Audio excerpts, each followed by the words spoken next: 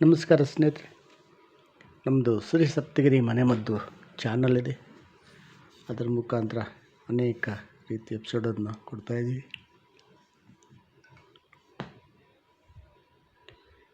ಈ ಆಮ್ಲ, ಬೆಟ್ನೆಲ್ಲಿಕಾಯಿ ಇತ್ಯಾದಿಗಳಿಂದ ಕರೆಯುವಂತಹ ಈ ಒಂದು ಹಣ್ಣು ಈ ಸ್ವಾತಿ ಮಳೆ ನೀರು ಬಿದ್ದಾಗ ಕಾರ್ತಿಕ ಮಾಸದಲ್ಲಿ ಈ ಒಂದು ಹಣ್ಣನ್ನು ಸ್ವಾತಿ ಮಳೆಗೆ ನೆನೆದು ತುಳಸಿ ಪೂಜೆ ಆದಮೇಲೆ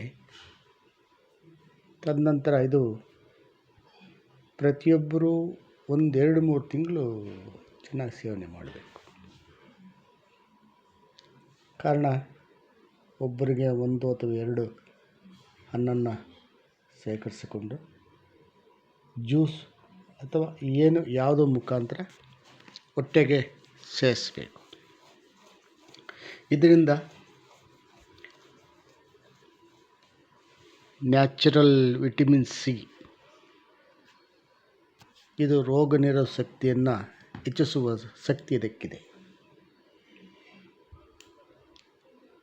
ಈ ಆಮ್ಲದಿಂದ ಅನೇಕ ಇದನ್ನು ಏನು ಮಾಡ್ತಾರೆ, ಇಂಗ್ರೀಡಿಯೆಂಟ್ ಮಾಡಿ ಸಕ್ಕರೆಯನ್ನು ಅದರ ಮುಖಾಂತರ ಕೊಡ್ತಾರೆ, ಮತ್ತು ಉಪ್ಪಿನಕಾಯಿ ಮಾಡ್ತಾರೆ, ಮತ್ತು ಜ್ಯೂಸ್ ಮಾಡ್ತಾರೆ.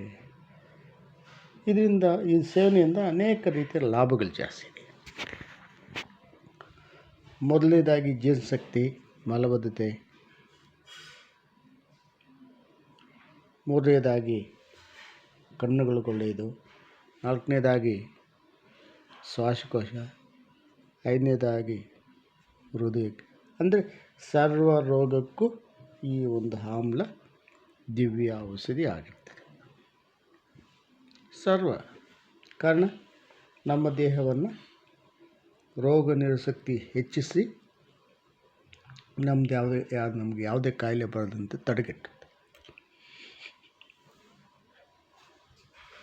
ಇಷ್ಟು ಶಕ್ತಿಯುಳ್ಳ ಈ ಒಂದು ನೆಲ್ಲಿಕಾಯನ್ನು ಈಗ ಈ ಸೀಸನಲ್ಲಿ ಪ್ರತಿಯೊಬ್ಬರು ಜ್ಯೂಸ್ ಮಾಡ್ಕೊಂಡು ಸೇವನೆ ಮಾಡ್ತಾ ಬಂದರೆ ಎಲ್ಲ ರೀತಿಯ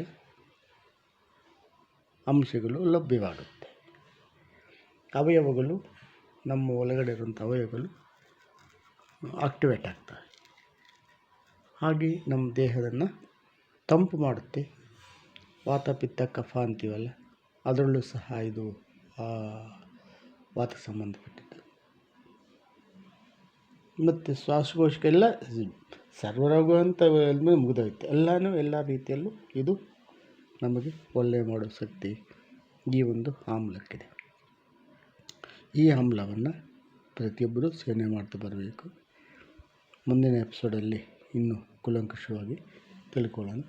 ಸ್ನೇಹಿತರನ್ನು ನೋಡಿ ಲೈಕ್ ಮಾಡಿ, ಶೇರ್ ಮಾಡಿ, ಸಬ್ಸ್ಕ್ರೈಬ್ ಮಾಡಿ. ಎಲ್ರಿಗೂ ಮುಟ್ಟಿ ಎಲ್ಲರೂ ನೋಡಿ. ನಮಸ್ಕಾರ.